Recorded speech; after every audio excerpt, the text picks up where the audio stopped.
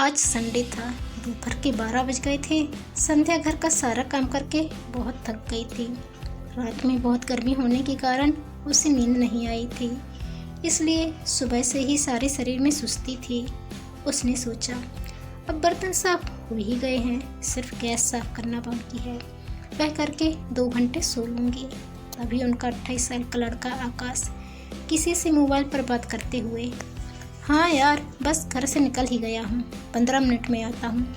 यह कहकर उसने माँ से कहा, माँ, रीता के पीरियड्स आ गए, बहुत दर्द हो रहा है उसे, जरा तेल गरम करके ले जाओ। बेटा से इतनी बात सुनकर संध्या समझ गई और हाँ में सर हिला दिया। उसका बेटा बोला, माँ, जरा जोर जोर से दबा देना, बहुत दर्द दे रहे हैं उसके पैर। मैं दबा ही रहा था कि जरूरी काम आ गया। संध्या ने फिर हाँ में सिर हिलाया और उसका बेटा चला गया। उसके जाते ही संध्या की आंखों से आंसू निकल आए। वह तेल गरम कर ही रही थी कि उसकी बहू रीता की आवाज़ आई, अभी तक तेल गरम नहीं हो पाया? कितनी देर लगती है तेल गरम करने में? आवाज़ इतनी तेज थी कि संध्या सुनते ही हड़बड़ा सी गई और हाथ से ही गरम बर्तन छू ली, पर अभी उसे यह एहसास ही नहीं हुआ कि वह चिक गई है। वह जल्दी से बहू के कमरे में पहुंची। तेल लेकर पहुंची तो देखा कि बहू के चेहरे पर दर्द का नामो निशान नहीं है। वह तो ब्रा और शॉर्ट्स पहने एसी में बैठी बढ़िया मोबाइल चला रही है। संध्या को आया देखते ही पेट के बल उल्टा लेट गई और बोली, आज तो बहुत दर्द दे रहा है सारा बदन। संध्या को एसी में आकर गर्मी से थोड़ी राहत मिली। उनके रूम में सिर्फ पंखा है, कूलर तक नहीं लगवाया आकाश ने। संध्या चुपचाप पलंग पर बैठकर अपनी बहू के पैरों में तेल लगाकर जोर जोर से दबाने लगी। उसकी आंखें नींद आने के कारण बहुत बोझिल हो गई थीं। वह जबरदस्ती उन्हें खोली थी और उसे सामने अपनी बहू के दूध जैसे और चिकने पैर दिख रहे थे मालिश करने के लिए, और वह अपना पूरा जोर लगाकर मालिश कर रही थी। तभी उसकी बहू ने अपना दूसरा पैर उससे जोर से मारते हुए कहा, घुटना दिखाई नहीं देता, वहाँ भी इतनी जोर से दबा दिया, बेवकूफ़ औरत, चल अब पीठ दबा। संध्या को अब बुरा नहीं लगता अपनी इस अंग्रेजन बहू की किसी भी बात का। उसने इसे ही अपना नसीब मान लिया है, या कहे कि अब आदत हो गई है उसे अपने अपमान सहकर भी इस घर में रहने की। रोज भगवान से मौत मांगती है पर मिलती ही नहीं। कई बार आत्महत्या करने की कोशिश भी कर चुकी पर बच गई। एक बार नदी में मरने गई तो एक आदमी ने बचा लिया। घर में फांसी लगाने की कोशिश की तो रस्सी टूट गई। 4 दिन भूखी रह ली कि बिना खाए मर जाऊंगी, पर वह भी नहीं हुआ। रोकर मुंह चलाकर सब करके वह थक गई थी और अब बेटा बहू की तरह उसने भी खुद को इनका नौकर ही मान लिया था। बहू के पेट की मालिश कर जाने को हुई कि वह बोली, अरे कहाँ जाना है, जो इतनी जल्दी पड़ी है? आज तो अच्छे से मालिश कर रही हूँ, थोड़ी और करो। वह फिर उसकी कमर दबाने लगती है। बहू, अब हाथ दबाओ। बहू के सो जाने पर ही उसे मालिश से छुट्टी मिलती है तो वह बहुत थकी हुई कमरे में आकर पंखा चालू करती है तो वह बहुत धीमा चल रहा होता है। पुल पर भी उसके लेटते ही उसे नींद आ जाती है, पर आज नहीं आई। गर्मी के कारण वह अतीत की यादों में चली गई, 15 साल पहले की। पड़ोसन के घर 2 घंटा गप्पे करने के बाद जब वह घर आई तो देखा जैसा वह घर छोड़कर गई थी वैसे ही पड़ा है। उसकी बेटी आसी ने कुछ भी काम नहीं किया है। यह देखकर उसे बहुत ज़्यादा गुस्सा आता है और वह सीधी आसी के कमरे में जाकर उसे चिल्लाने लगती है, क्या है ये, सारा घर गंदा पड़ा है, बर्तन पड़े हैं और तुम यहाँ लेटी हो, शर्म नहीं आती? आसी, माँ, मेरा टाइम आ गया है, पेट बहुत दर्द कर रहा है, थोड़ी देर बाद कर लूँगी, दर्द में तड़पते हुए बोली। उसके चेहरे पर दर्द साफ झलक रहा था। संध्या, क्या तुम दुनिया में एक अकेली लड़की हो जिसे पीरियड आते हैं? किसी और लड़की को नहीं आते क्या? नाटक लगा रखा है, दर्द हो रहा है, दर्द हो रहा है, सबको होता है, कोई नहीं ऐसे नाटक करता। चलो उठो, काम करो सारा।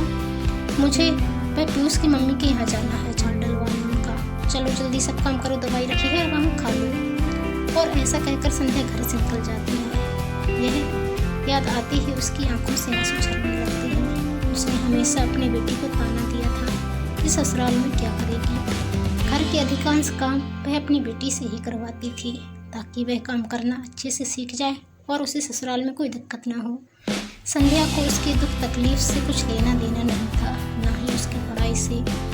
बस वह उसे एक अच्छी बहू बनना सिखा रही थी और कुछ भी नहीं। बेटी तो उसे शादी के 1 साल बाद ही हो गई थी, लेकिन भगवान ने बेटे के लिए बहुत तड़पाया था। बहुत मन्नतें मांगने के बाद शादी के 11 साल बीत जाने के बाद जब उसे कोई आशा न रह गई थी, तब पुत्र की प्राप्ति हुई थी। पुत्र की प्राप्ति के बाद उसे लड़की जैसी पराई सी लगने लगी थी। उसका सारा लाड़ प्यार अब अपनी पुत्र तक ही सीमित रह गया था। फिर संध्या को एक एक करके सभी बातें आशी की याद आती है। आशी कैसे बीमार पड़ने पर उनकी सेवा किया करती थी। सबसे ज्यादा वह अपनी माँ को ही प्यार करती थी। उसे जरा सा भी दुख नहीं देख सकती थी। फिर उसे याद आया वह दिन जब आशी ने बिना बताए ही एक लड़के से लव मैरिज कर ली थी। सारा दुख आशी ने उन्हें उस समय दे दिया था। उसकी शादी के बाद उन लोगों ने आशी को जैसे मरा हुआ मान लिया था। उससे कोई भी रिश्ता नहीं रखा, उसकी शक्ल भी नहीं देखी। यह भी पता नहीं किया कि उसने कैसे लड़के से शादी की है, शादी के बाद वह सुखी भी है या नहीं, उसके ससुराल वालों ने उसे अपनाया है या नहीं। कुछ भी उसके बारे में आज तक उसे पता नहीं है। पर अब उसे अपनी बेटी की बहुत याद आती है। उसे लगता है यदि उसकी बेटी होती तो वह उसका दर्द भले ही कम न करती, पर वह अपना दर्द उसके साथ बांट तो सकती थी। वह उसके दर्द को समझती थी। आज भगवान उसे शायद उन्हीं कर्मों की सजा दे रहा है। जो व्यवहार उसने अपनी बेटी के साथ किया था, वही व्यवहार उसे आज लौटा रहे हैं भगवान। ऐसा सोचती थी संध्या और भगवान से प्रार्थना करती थी कि वह एक बार उसे उसकी बेटी संभाले, कि वह अपनी बेटी से माफी तो मांग सके। एक दिन संध्या घर का सामान लेने मार्केट जाती है।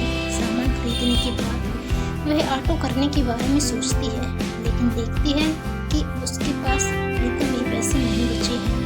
तो वह भारी सामान उठाए हुए पैदल ही चल निकलती है घर की ओर। रास्ते में उसे एक फेस कवर किए हुए स्कूटी लिए हुए लड़की मिलती है और वह उससे पूछती है, माँ जी क्या मैं आपको आपके घर छोड़ दूँ? संध्या यह सुनकर बहुत प्रसन्न हो जाती है और हाँ में सिर हिलाकर तुरंत उसकी स्कूटी पर बैठ जाती है।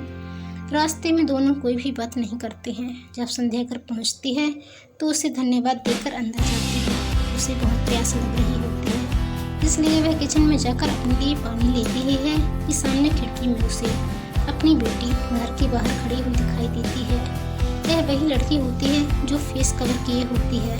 अब उसने अपना फेस निकाल लिया था और उसकी आंखों में आंसू भरे हुए थे। अपने घर की ओर ताक रही थी। संध्या तुरंत ही दौड़कर बाहर जाती है और जहाँ पर वह खड़ी थी वहाँ जाती है, लेकिन तब तक वह स्कूटी लेकर निकल जाती है। संध्या वहीं घुटनों के बल बैठकर रोने लगती है। भगवान तूने यह क्या किया, तूने यह क्या किया? आज मेरी बेटी मेरे इतनी करीब थी और मैं उसे पहचान भी ना सकी। भगवान तूने क्यों किया? एक बार तो मुझे उससे फिर मिलवा दे भगवान, ताकि मैं उससे अपने कर्मों की माफ़ी मांगकर सुखपूर्वक मर सकूं। दोस्तों, यदि आपको ये कहानी अच्छी लगी है तो प्लीज़ चैनल को सब्सक्राइब कीजिए और लाइक व शेयर करना ना भूलिए।